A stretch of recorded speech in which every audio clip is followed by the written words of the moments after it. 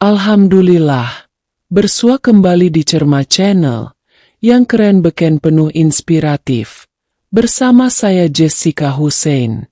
Di perjumpaan ini, saya akan mengkisahkan tentang perjalanan TKW yang menjadi budak dan pemuas hasrat majikannya.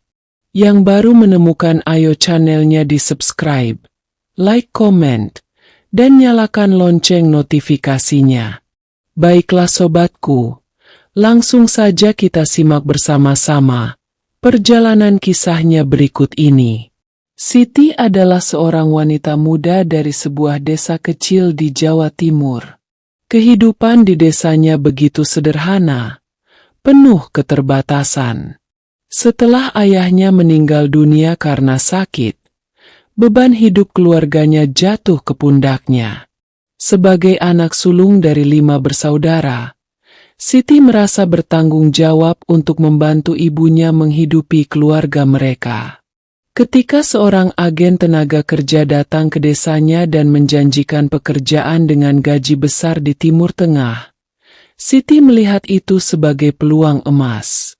"Ini kesempatanmu untuk mengubah nasib, Siti," kata agen tersebut sambil memberikan brosur yang menampilkan foto seorang wanita dengan senyuman lebar berdiri di depan rumah besar. "Kamu akan bekerja di rumah-rumah orang kaya. Gajinya cukup untuk menghidupi keluargamu selama bertahun-tahun." Tanpa banyak pikir, Siti menerima tawaran itu. Dia menjalani pelatihan singkat di kota, belajar sedikit bahasa Arab dan cara mengurus rumah tangga. Ibunya menangis saat Siti berpamitan di pelabuhan. "Hati-hati, Nak, jangan lupa berdoa," ucap ibunya dengan suara bergetar. Sesampainya di Timur Tengah, Siti merasa kagum dengan megahnya bangunan di sana. Majikannya adalah seorang pengusaha kaya raya yang tinggal di sebuah rumah mewah di pinggiran kota. Pada awalnya, pekerjaan Siti tampak biasa saja, membersihkan rumah, memasak, dan merawat anak-anak majikannya. Tapi perlahan, sesuatu yang gelap mulai mengintai kehidupannya. Majikannya, seorang pria parubaya bernama Khalid, mulai memperhatikan Siti dengan cara yang membuatnya tidak nyaman. Tatapan Khalid seringkali terasa tajam, seperti predator yang mengamati mangsanya. Suatu malam, ketika semua penghuni rumah sudah tidur, Khalid memanggil Siti ke ruang kerjanya.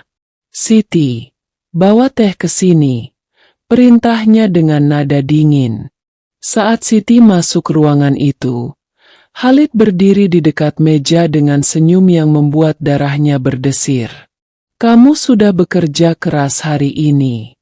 Duduklah sebentar," katanya sambil menunjuk kursi di seberangnya.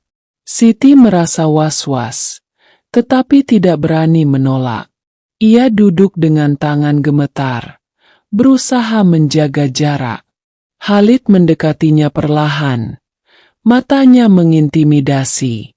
"Kamu tahu, di sini kamu adalah milik saya. Apapun yang saya minta, kamu harus menurut," bisiknya dengan nada yang membuat bulu kuduk Siti meremang.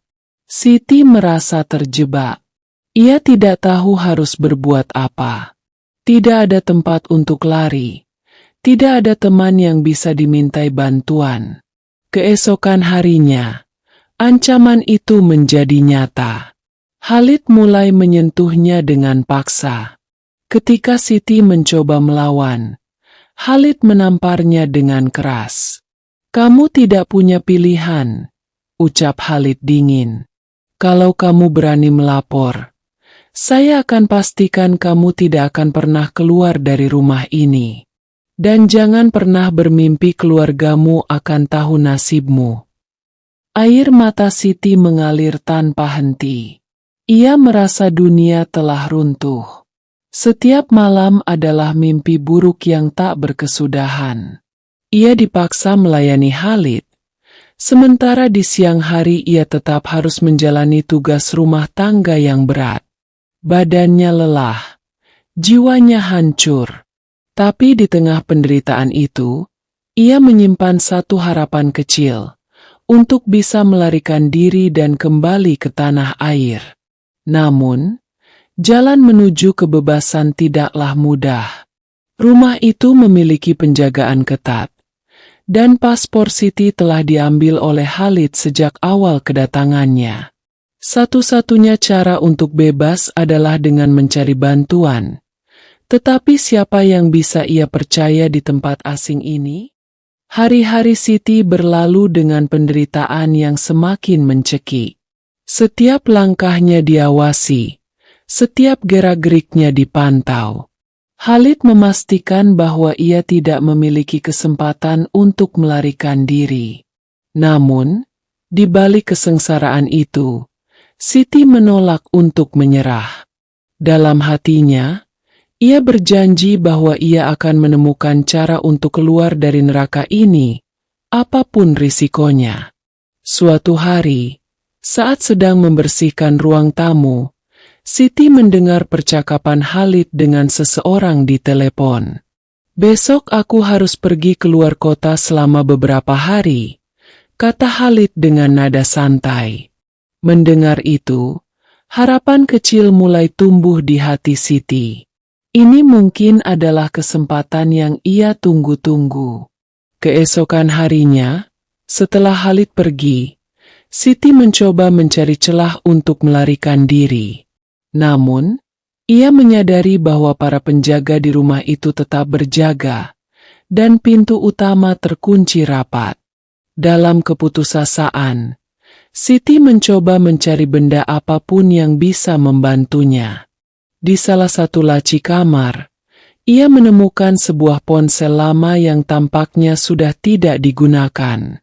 Dengan tangan gemetar, Siti menyalakan ponsel itu. Syukurlah, baterainya masih tersisa sedikit. Ia segera mencoba menghubungi nomor acak, berharap ada yang akan menjawab.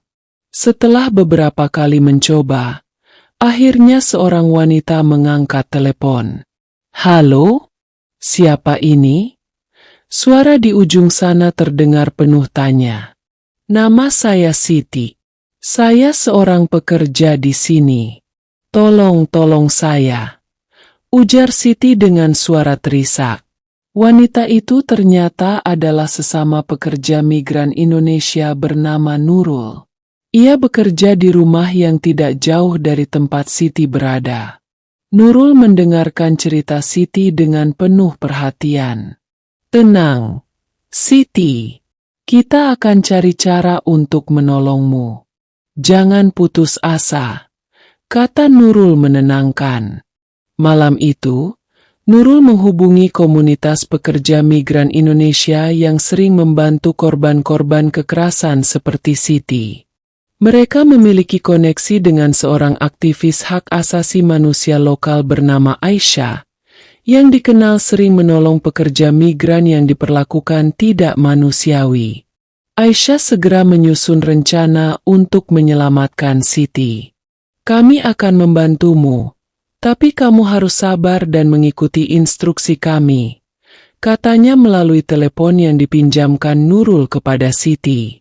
Siti diberikan kode untuk membuka gerbang belakang rumah, yang ternyata menggunakan kunci standar.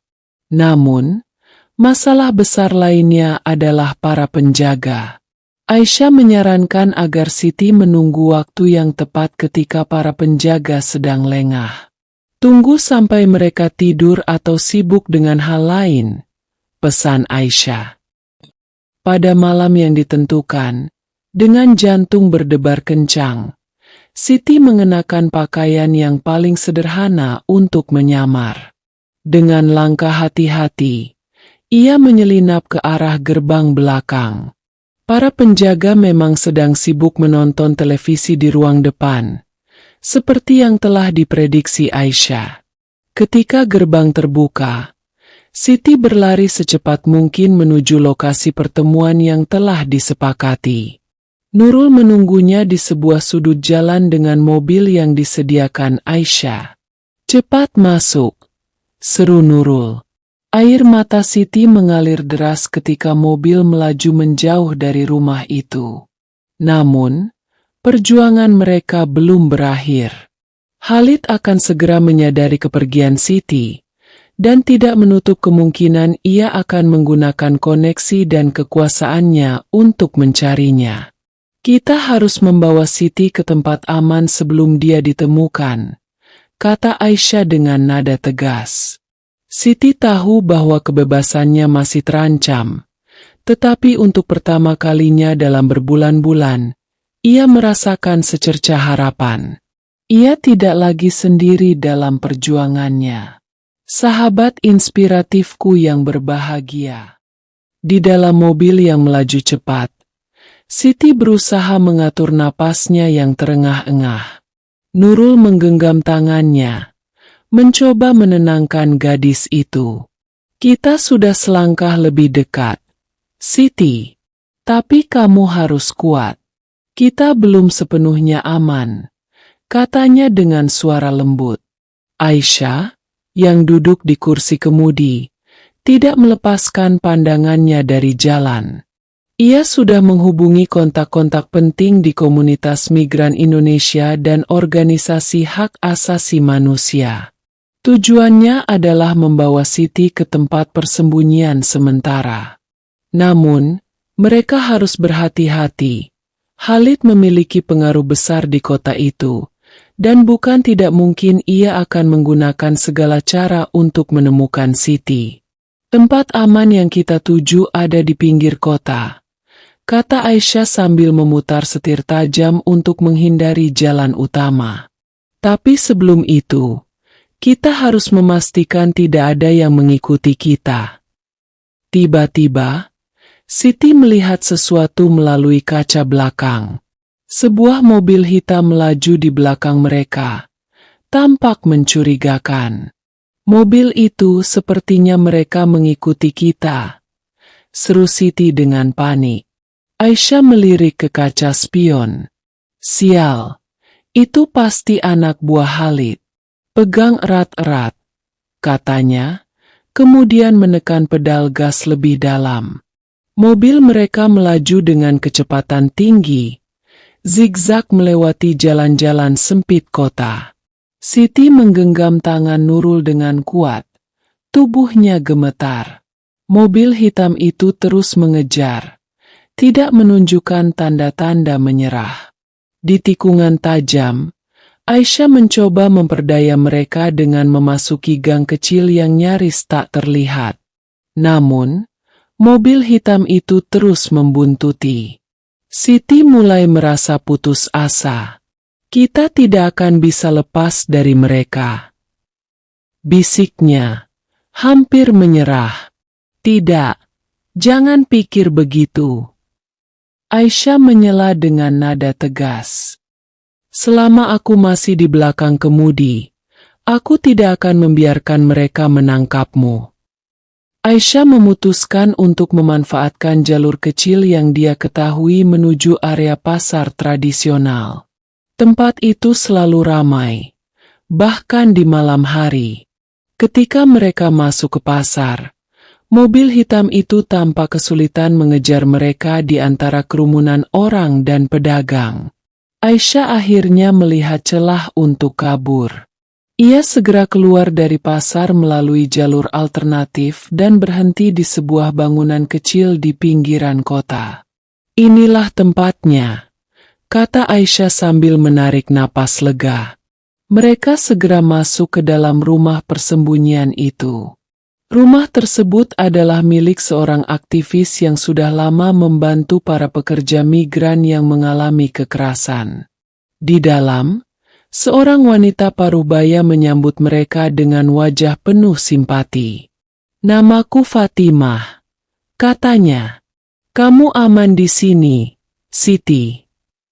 Siti merasa sedikit lega, tetapi hatinya masih dipenuhi rasa takut. Bagaimana jika mereka menemukan saya di sini? Tanyanya dengan suara kecil. Fatimah tersenyum menenangkan. Kami akan memastikan itu tidak terjadi. Kami punya cara untuk melindungi kamu, termasuk membawa kasus ini ke pengadilan. Namun, upaya mereka untuk menuntut Khalid bukan hal yang mudah. Khalid adalah pria berpengaruh dengan jaringan luas, termasuk di kalangan aparat setempat. Tapi Fatimah dan Aisyah tidak gentar. Mereka mulai mengumpulkan bukti dan melibatkan media lokal untuk mengekspos perlakuan Khalid terhadap para pekerjanya. Siti, meskipun takut, memutuskan untuk berbicara. Ia menceritakan semua yang ia alami dengan harapan keadilan bisa ditegakkan. Ceritanya mulai menyebar, menarik perhatian media internasional dan organisasi HAM. Namun, ancaman dari Khalid tidak berhenti. Suatu malam, saat Siti sedang beristirahat di kamar, sebuah suara keras terdengar dari luar. Suara mesin mobil mendekat, diikuti dengan ketukan keras di pintu depan.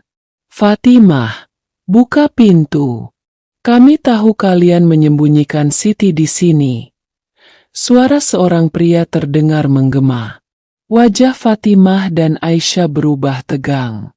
"Cepat, Siti, pergi ke ruangan belakang.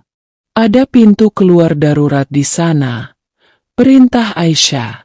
Siti merasa tubuhnya lemas, tapi ia memaksa dirinya bergerak. Di bawah cahaya remang-remang, ia merangkak melalui lorong kecil menuju pintu belakang. Nurul mengikutinya sambil berbisik, "Jangan berhenti, kita akan keluar dari sini." Tapi saat mereka hampir mencapai pintu, suara langkah kaki terdengar semakin dekat. Sahabat inspiratifku, mari kita simak lanjutan kisahnya yang begitu merenyuhkan hati.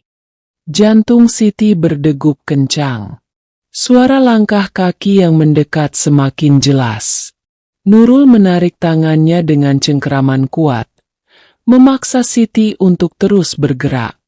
Namun, tepat ketika mereka hampir mencapai pintu belakang, sebuah suara lantang menghentikan langkah mereka. "Berhenti di sana!" teriak seorang pria dari belakang mereka. Siti berbalik dan melihat seorang pria bertubuh besar dengan tatapan mengintimidasi. Salah satu anak buah Khalid. Ia memegang sebuah pentungan kayu. Wajahnya dipenuhi amarah.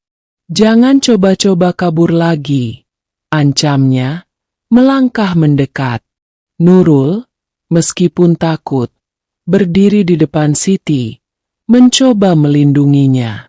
"Kamu tidak punya hak membawa dia kembali. Dia bukan milik kalian." Nurul berteriak dengan keberanian yang ia sendiri tidak tahu dari mana datangnya. Pria itu tertawa sinis. "Hak? Hak apa? Gadis ini adalah milik Tuan Khalid. Kalau kalian ingin hidup, jangan campur urusan ini." Saat pria itu mengangkat pentungannya, tiba-tiba suara keras terdengar dari arah depan rumah. Pintu depan telah didobrak, dan sekelompok orang masuk. Siti mengenali salah satu dari mereka, Aisyah, bersama beberapa aktivis dan polisi lokal yang mereka berhasil libatkan. "Berhenti! Kalian semua dalam pengawasan hukum sekarang," seru Aisyah sambil menunjuk pria itu. Polisi bergerak cepat, melucuti pria itu dari pentungannya dan memborgolnya. Siti dan Nurul yang masih terpaku di tempat, segera ditarik oleh salah satu aktivis ke tempat aman. "Kamu sudah aman sekarang," kata Aisyah sambil memeluk Siti. Namun, meski salah satu anak buah Khalid telah ditangkap, ancaman dari Khalid sendiri masih membayangi. Aisyah tahu bahwa Khalid tidak akan tinggal diam setelah ini. Maka, langkah berikutnya adalah memastikan Siti tidak hanya aman, tetapi juga mendapatkan keadilan. Dalam beberapa hari berikutnya, Siti dibawa ke tempat perlindungan rahasia yang dijaga ketat oleh aktivis HAM. Di sana, ia bertemu dengan korban-korban lain yang mengalami kekerasan serupa. Mereka berbagi cerita, saling menguatkan, dan mendukung Siti untuk melanjutkan perjuangannya. Dengan bantuan Fatimah dan Aisyah, Siti memberikan kesaksiannya kepada pihak berwenang. Bukti-bukti yang telah dikumpulkan, termasuk rekaman suara ancaman Khalid dan kesaksian dari para korban lain, mulai membentuk kasus yang kuat. Media internasional semakin menyoroti kasus ini, membuat tekanan publik terhadap otoritas lokal semakin besar. Namun, Khalid, dengan kekuasaannya, mencoba mempengaruhi pihak berwenang untuk menghentikan penyelidikan. Ia bahkan mengirim ancaman kepada Aisyah dan timnya. "Kamu pikir bisa menang melawan saya? Kamu hanya wanita kecil tanpa kekuatan." Ancaman Khalid dalam sebuah pesan yang dikirim kepada Aisyah. Aisyah hanya tersenyum kecil saat membaca pesan itu. Dia tidak tahu bahwa kekuatan sebenarnya ada pada keberanian kita, katanya kepada Siti. Pada hari persidangan pertama, Siti merasa gugup. Tangannya dingin saat ia melangkah ke ruang sidang. Di sana, ia melihat Khalid duduk dengan senyum dingin di wajahnya. Namun, ia juga melihat banyak orang yang mendukungnya. Aktivis, korban lain, bahkan perwakilan dari pemerintah Indonesia. Ketika Siti memberikan kesaksiannya, ia merasakan seluruh emosi yang selama ini ia pendam tumpah ruah. Ia menceritakan semua penderitaannya, bagaimana ia diperlakukan seperti budak, dan bagaimana ia hampir kehilangan harapan untuk hidup. "Saya hanya ingin kebebasan. Saya hanya ingin pulang ke keluarga saya," katanya dengan suara bergetar. Kesaksiannya begitu kuat hingga membuat banyak orang di ruang sidang menitikkan air mata. Bahkan beberapa anggota tim pengacara Khalid tampak gelisah. Setelah persidangan panjang dan penuh tekanan, akhirnya pengadilan memutuskan Khalid bersalah atas sejumlah pelanggaran, termasuk perbudakan modern dan kekerasan seksual. Ia dijatuhi hukuman penjara panjang, dan hak-haknya sebagai warga negara dicabut. Saat keputusan dibacakan, Siti tidak bisa menahan air matanya. Ini adalah keadilan yang telah ia perjuangkan dengan nyawa sebagai taruhannya. Namun, perjuangan Siti tidak berhenti di situ. Bersama Aisyah dan para aktivis, ia mulai aktif dalam kampanye untuk membantu pekerja migran lain yang mengalami kekerasan serupa. Ia tahu bahwa apa yang ia alami bukanlah kasus tunggal, dan masih banyak Siti-Siti lain di luar sana yang membutuhkan suara dan dukungan. Hari itu, Siti berdiri di depan sebuah podium kecil dalam acara kampanye HAM. Dengan suara tegas, ia berkata, "Saya pernah menjadi korban, tetapi saya tidak lagi takut. Kita harus melawan ketidakadilan ini bersama. Tidak ada manusia yang pantas diperlakukan seperti budak." Sorak-sorai memenuhi ruangan. Untuk pertama kalinya, Siti merasa benar-benar bebas, tidak hanya dari belenggu Khalid, tetapi juga dari ketakutannya sendiri. Sahabat inspiratifku yang berbahagia, demikian penyajian kisah ini saya sajikan.